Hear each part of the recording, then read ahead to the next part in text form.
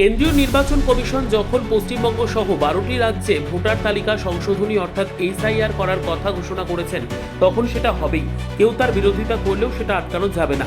রাজ্যের মানুষ যাতে এই এসআইআরে সামিল হন তার প্রচার করতেই এবং সাধারণ মানুষকে সচেতন করতে উত্তর দিনাজপুরের ইসলামপুরে এসেছেন বলে জানিয়েছেন রাজ্যের মন্ত্রী সিদ্দিকুল্লাহ চৌধুরী।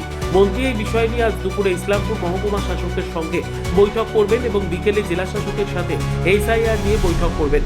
তার অভিযোগ, বিজেপি এই এসআইআর নিয়ে রাজ্যে ভয়ভীতির বাতাবরণ সৃষ্টি করে আতঙ্কের পরিবেশ তৈরি করেছে। সেই আতঙ্ক কাটিয়ে মানুষকে এসআইআরে অংশ নেবার জন্য আবেদন জানিয়েছেন মন্ত্রী। আজকে ইসলামপুরের ইসমাইল চক এলাকায় একটি মাদ্রাসায় এসআইআর নিয়ে সাধারণ মানুষের সাথে আলোচনা করেন।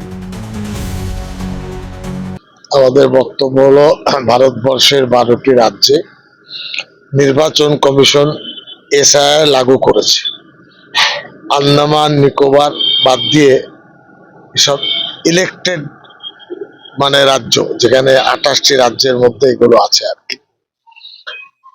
এটা এমন ভাবে প্রচার করা হয়েছে যাতে মানুষের মধ্যে বিভ্রান্তি, ভয় ভীতি সঞ্চারিত হয়।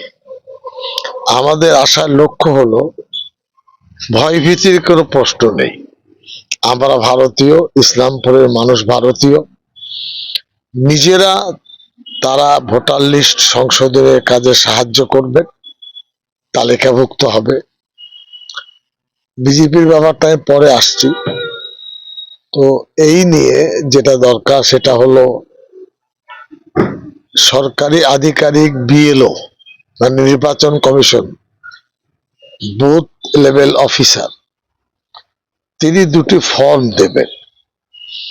আজকে 1:30টার সময় এসডিওর সাথে বৈঠক করব, 5:30টার সময় রায়গঞ্জের ডিএম এর সাথে বৈঠক করব।